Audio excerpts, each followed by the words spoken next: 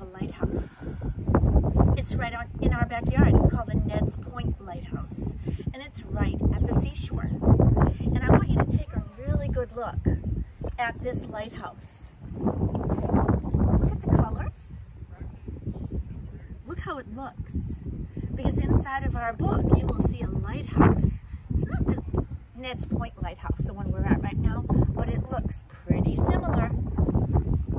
So the title of our story today is The Seashore Book.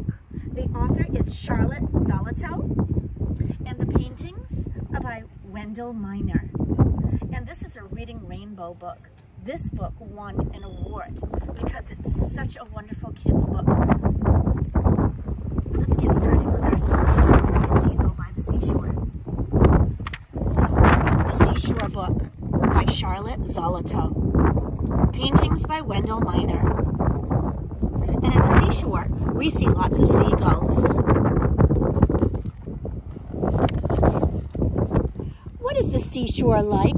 A little boy asked his mother. He lived in the mountains and had never seen the sea. His mother smiled. Let's pretend, she said. It is early morning at the seashore, and it's hard to tell where the sea stops and where the sky begins. They are the same smoky gray until the mist shifts from gray to dark white, from dark white to pale purple, from pale purple to hazy blue, and then suddenly the sun breaks through. It warms the cool sand, and it turns the sea green, and the beach is golden gray. You run down the water's edge, one small dark spot against the brightness of the sand and sea.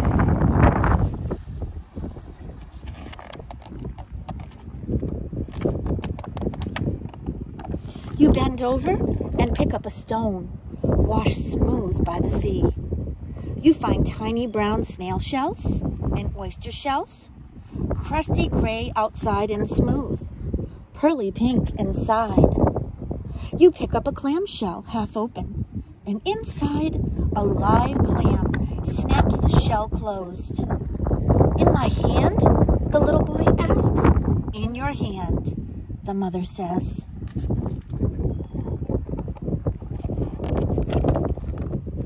Then you reach down again and pick up a wet white gull feather from the gulls flying overhead. We sit at the edge of the water and we build a castle of wet sand until the waves wash up and suck it back to the sea.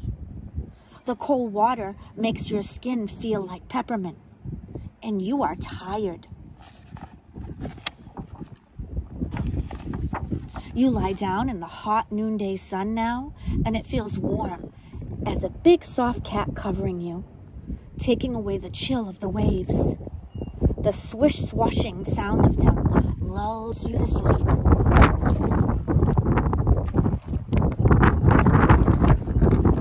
I watch while you sleep, and you don't see two little gray sandpipers run past you. But when you wake up, you do see their claw prints, like pencil lines in the sand. You rub your eyes, and it seems there is nothing in the world except the sound of the wind and the rising and falling song of the waves.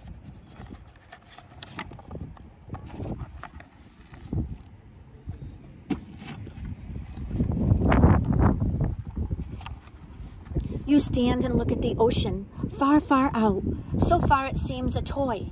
A little white sailboat skims over the water and disappears. The tide is going out. I'm hungry, you say. I am too. So we wade over to a big rock covered with seaweed and moss. We sit there together and eat our sandwiches and drink lemonade from our thermos and watch the small brown sand crabs squaggling at our toes. An airplane flies low in the sky. Its shadow on the sand is like a gigantic bird, and you leap off the rock and chase after it until it's gone. I watch you throw your head back and twirl yourself around and around until you are too dizzy to stand, and you fall down on the sand. The wind is getting cooler. Long purple streaks of clouds are forming in the sky. We take each other's hands and we walk down the beach toward home. The fishing pier we pass is white as a snowfall, with hundreds of crying seagulls waiting for the fishing boats to come in when the sun sets. The evening air is so still that the little buoys, ding dong, sounds right next to us, close and clear and loud.